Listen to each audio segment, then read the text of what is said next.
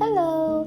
Welcome back to my channel. ඔයාලා දැනටමත් දන්නවා අවුරුදු 16කට පස්සේ දළදා ප්‍රදර්ශනයක් තිබුණා පහුගිය දවස්වල. ඉතින් දළදා වහන්සේ වන්දනා කරන මමයි අම්මයිත් ගියා. ඉතින් මේ vlog එකෙන් මම ඔයාලත් එක්ක share කරගන්නේ අපි දළදා වහන්සේ වන්දනා කරන්න නුවරට ගිය ගමන ගැන.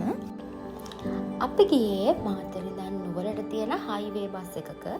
ඉතින් අපි මේ උදේ පාන්දරම 5ට විතර තමයි පොලිමට එකතු වුණේ. 5 ඉඳන් ඉර පායනකම් අපි පොලිමට වෙලා හිටියා බස් එකක් එනකම්. මොකද බස් එකක් ඒ වෙද්දිත් ඇවිත් තිබුණ නැහැ. ඔයාලට පේනවා ඇති සේනගේ එතකොටත් ෆයිනලි අපිට highway බස් එකක් හම්බුණා. ඉතින් අපි මේ බස් එකේ නුවරට යන ගමන් තමයි ඉන්නේ.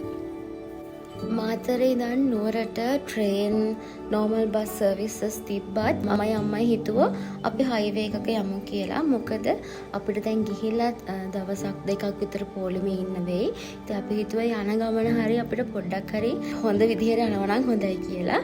ඉතින් අපි ඒ නිසා තමයි highway bus එක ගියේ.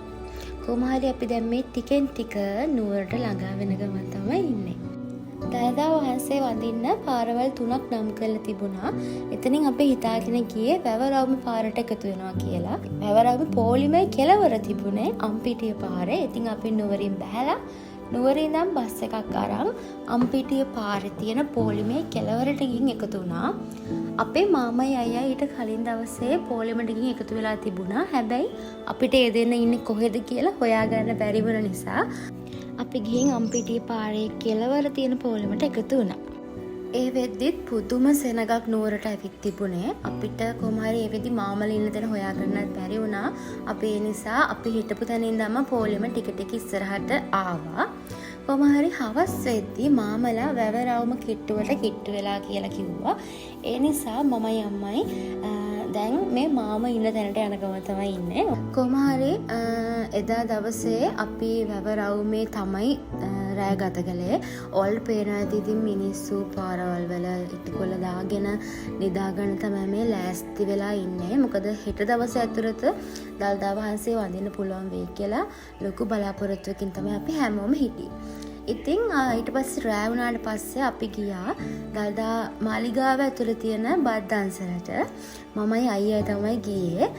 ඉතින් දන්සලට යන පාරට මාලිගාව මාරම ලස්සනට පේනවා. මේ තියෙන මේ වීඩියෝ ක්ලිප්ස් ටිකක්.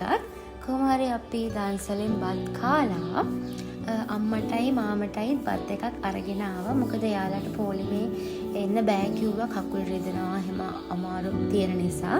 ඉතින් අපි යාළුවට බත් එකක් අරගෙන ආවා. දන්සලේ කෑම ගැන කියනවා මාරම රසයි. හොඳ රසට පිරිසිදුවට කෑම තිබුණා.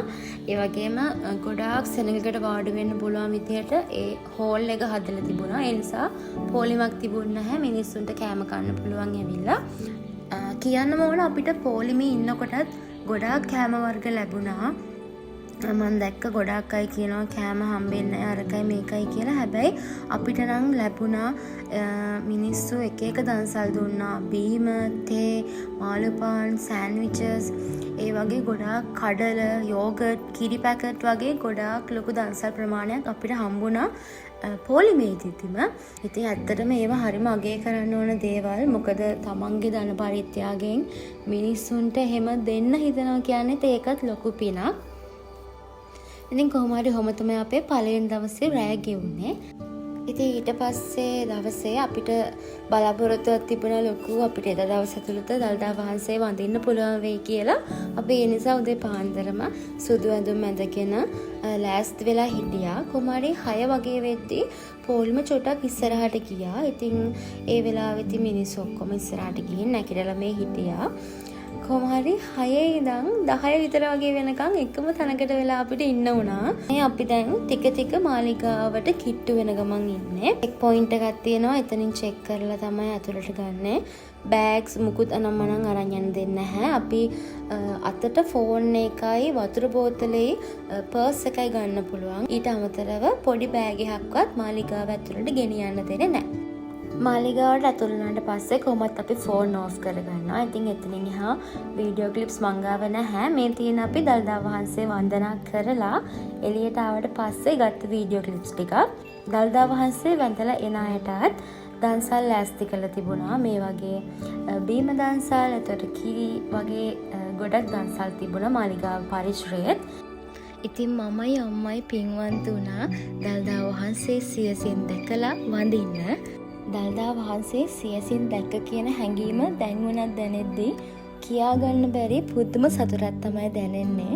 ඉතින් මම මේක vlog එකක් විදියට ගේන්න හිතුවෙමත් කවදා හරි දවසක අපිට මේක ආයෙමත් බලද්දී අපි ඒ කරගත්ත පින මතක් වෙන නිසා.